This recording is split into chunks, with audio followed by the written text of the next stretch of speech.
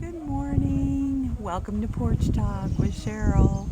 So, I want to tell you something that I recently did that has really been had a big effect on my headspace.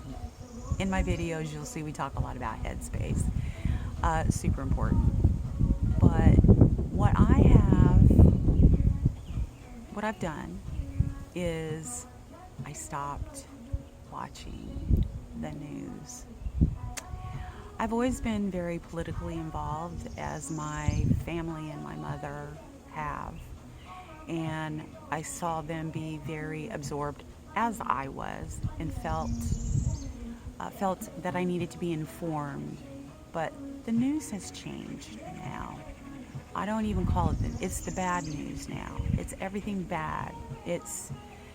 And I think it taints our vision,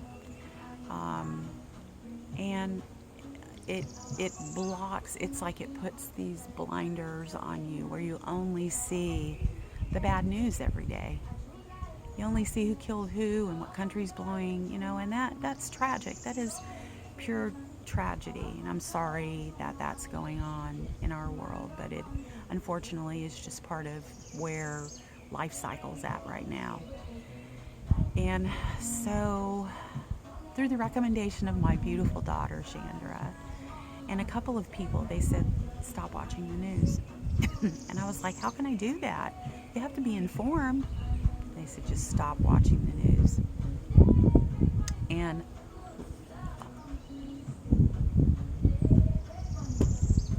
I did. And so now I'm 2 weeks into not watching the news.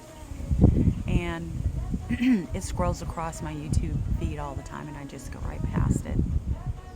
Not that I'm not interested in what's going on in the world. Pardon me. Not that I'm not interested in what's going on in the world, but I don't want it to absorb all of my daily thoughts. And the first thing to go into my head is, oh my God, this is happening, that's happening. I would be the person that you would talk to, and we would have a good conversation. I said, did you hear what's going on there and there? And I've decided that I don't want to be that person anymore. So what I have done is I have replaced that every morning with getting up when the sun comes up. So resetting my circadian rhythm and recreating my headspace. How's that? Instead of getting up, getting a cup of coffee, sitting on the couch, watching the terrible news for hours, and then if you go to work, you go to work, or you do whatever you're doing, and it feels there's like a blanket of hopelessness over you. Does that make sense? So I got tired of that being over me, and the last 2 weeks that I haven't been listening has lifted my spirits to a point I can't even describe. And thank you, Chandra, for that recommendation. I love you. It's my daughter. She's so sweet. She doesn't watch the news either. And I have a son. He doesn't watch the news either anymore. And they were all, my son was very involved in the news and found that it was becoming like a stress point for him. You listen to it on the way to work. Oh my God, you're going to work. You got to go to work and do your thing, and then you're hearing about all this negativity before you go in. How can you not help but not have a bad day, but just not be in the best of headspace before you walk in the door and do whatever job you have. So I have found that putting on like positive affirmation music on, and coming outside and sitting on my deck and looking at the beautiful place. I live by a river, and I live in a kind of like a tree house kind of type thing, and I get to look down at the river, and I'm actually in the trees. I'm in the trees. Look, here's where I live. Look, that's the river, see right there? But you can see the tree. I actually live in the trees. And so I get a great opportunity to to really experience nature. I mean, really experience it.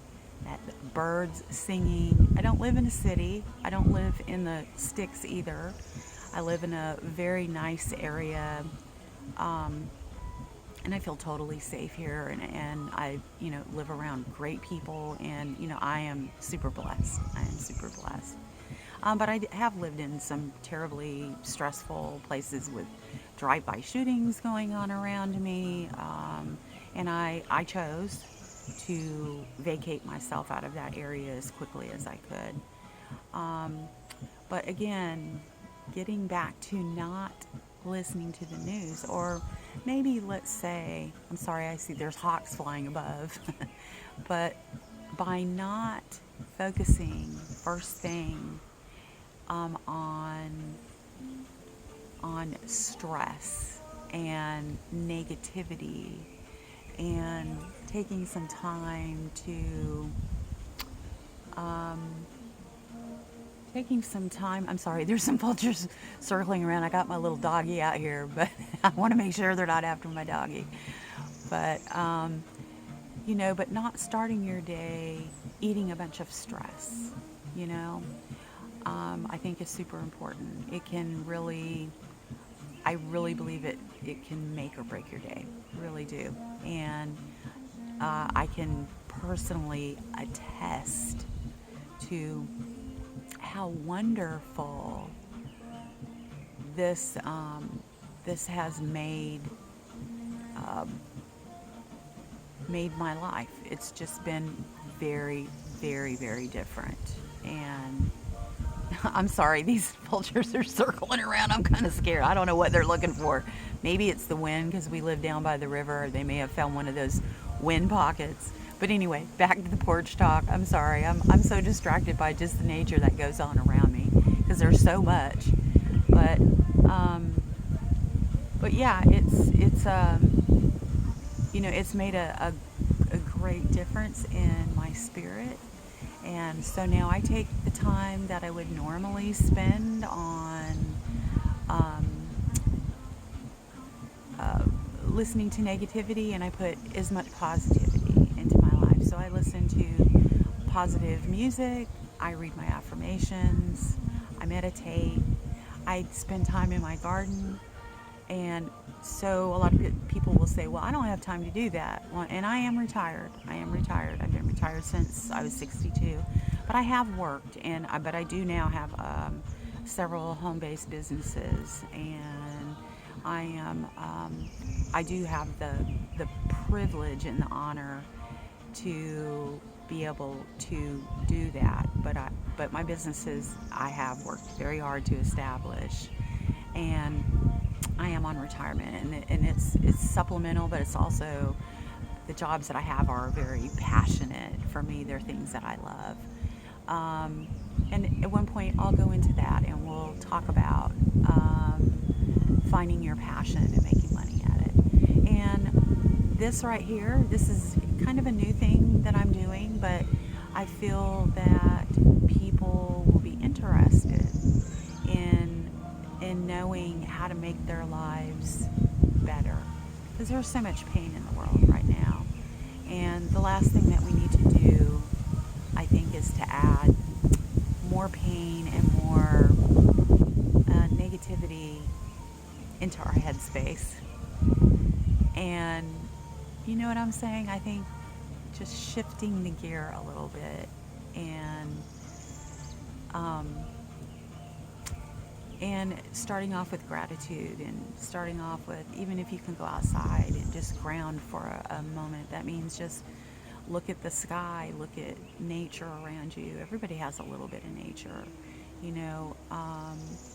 look at your beautiful child, or look at something that touches you, pictures of your family. I mean, there's always something to be grateful for.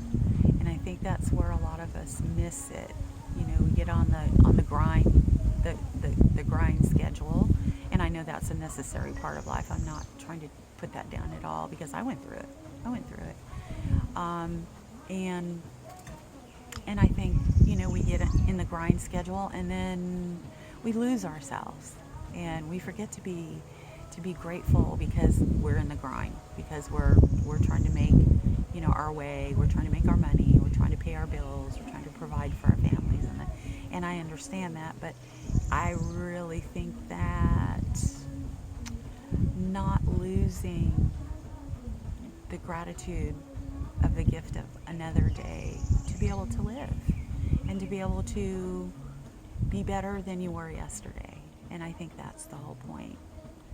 And also, with having positivity in your life, you should be spreading positivity.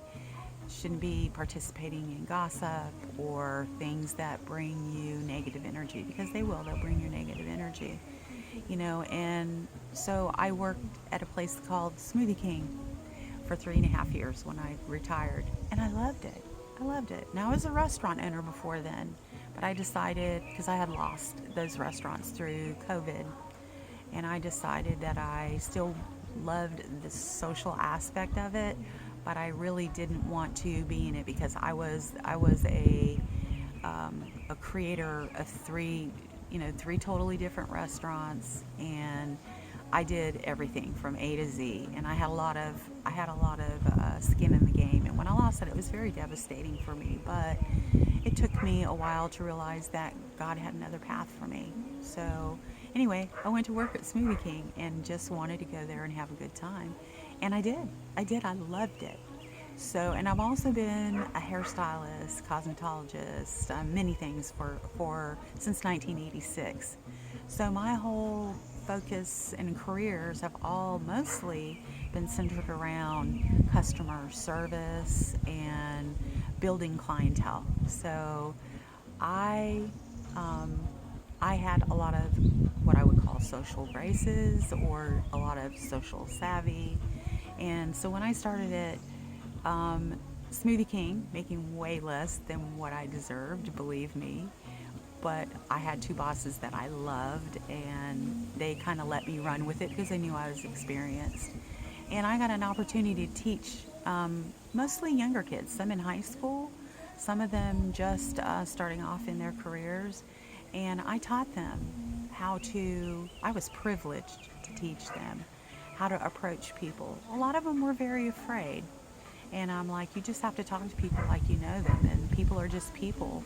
But by giving people compliments, not false compliments, you want to look for something that, you know, um, that makes them stand out to you.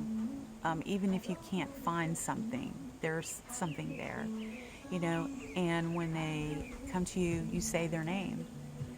You take their order, do whatever you're doing. You say their name again. And then when you make their product and you hand it off to them, or you're finished, or your service is done, you say their name again, because that builds relationships, and it builds goodwill between people. And we are in a time where people don't have that anymore. I've been, as many years as I was in customer service, I was always a person who valued my customers. Mostly because I was working on commission too, I won't lie. But the other jobs where you're making tips and things like that, you have to have, the social graces. And once you learn them, you can apply them in everything in your life, and life becomes a lot simpler.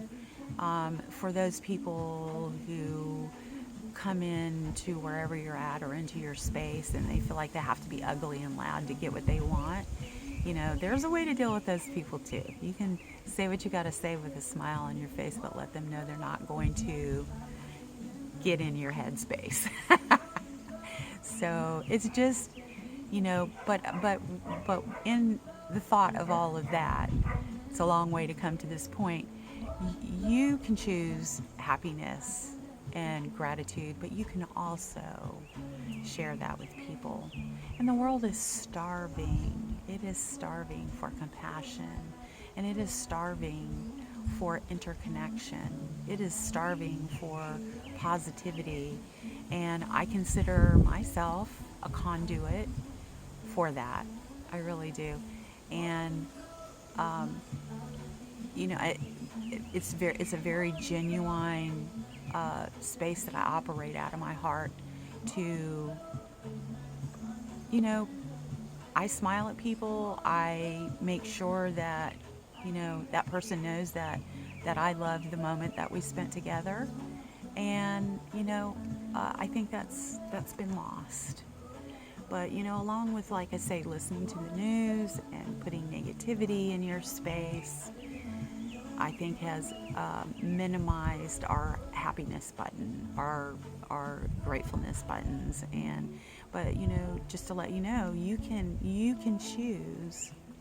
Choice is a big thing in my world. You can choose to uh, fester your unhappiness, or you can choose to be grateful, and you can choose to be happy. So that's my little talk on that. And that's just a hint. It's just places that you can start um, by controlling what goes in your mind. There's a lot of great minds that have said garbage in, garbage out. And it is the truth. It really is. Thank you for another session of Porch Chat. I hope that you enjoy this. I want to share all of the beautiful knowledge that I have um, gained in my 65 years of life and the happiness that I have found.